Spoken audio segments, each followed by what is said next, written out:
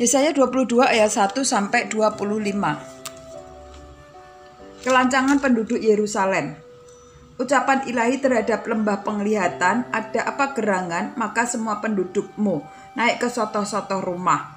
Hai kota yang bersorak riuh dan beribut gembira, hai negeri yang beria-ria, orang-orangmu yang mati terbunuh bukanlah terbunuh oleh pedang, dan bukanlah gugur dalam peperangan. Semua panglimamu sama-sama melarikan diri, mereka tertawan tanpa tembakan panah. Semua orang-orang kuatmu sama-sama tertawan, biarpun mereka sudah lari jauh-jauh. Sebab itu aku berkata, buanglah mukamu terhadap aku, biarkanlah aku menangis dalam kepahitan. Janganlah mendasa aku supaya aku terhibur mengenai kebinasaan putri bangsaku. Sebab Tuhan semesta alam telah menentukan suatu hari. Ia akan menggemparkan, menginjak-injak, dan mengacaukan orang. Di lembah penglihatan tembok akan dirombak, dan teriakan minta tolong sampai ke puncak gunung. Elam telah memasang tabung panah. Aram datang dengan pasukan berkereta dan berkuda, dan Kin membuka sayurung perisai.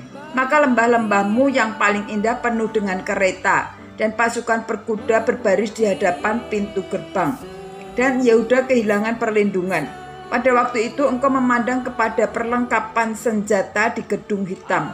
Kamu melihat bahwa memang sudah banyak sekali retak-retak tembok kota Daud, dan kamu mengumpulkan air kolam bawah.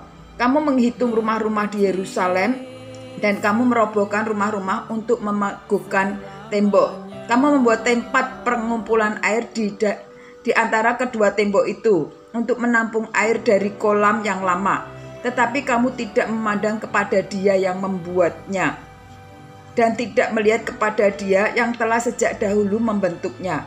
Pada waktu itu Tuhan semesta alam menyuruh orang yang menangis dan meratap dengan menggundul kepala dan melilitkan kain kabung.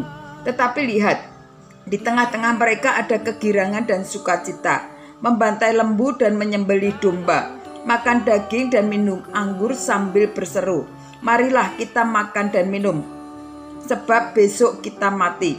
Tetapi Tuhan semesta alam menyatakan diri dan berfirman kepadaku, sungguh kesalahanmu itu tidak akan diampuni sampai kamu mati. Firman Tuhan semesta alam.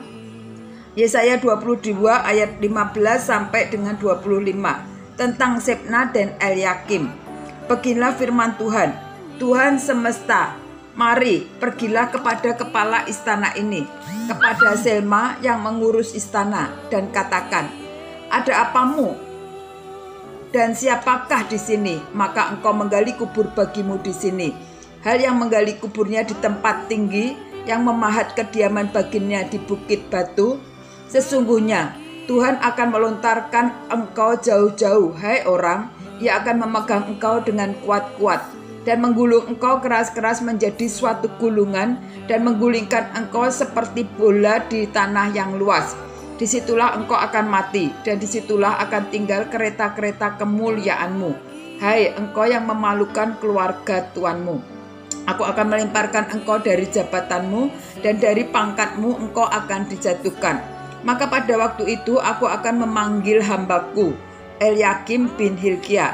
Aku akan mengenakan jubahmu kepadanya, dan ikat pinggangmu akan kuikatkan kepadanya, dan kekuasaanmu akan kuberikan ke tangannya, dan ia akan menjadi bapa bagi penduduk Yerusalem dan bagi kaum Yehuda. Aku akan menaruh kunci rumah Daud ke atas bahunya. Apabila ia membuka, tidak ada yang dapat menutup. Apabila ia menutup, tidak ada yang dapat membuka. Aku akan memberikan dia kedudukan yang teguh, seperti gantungan yang dipasang kuat-kuat pada tembok yang kokoh.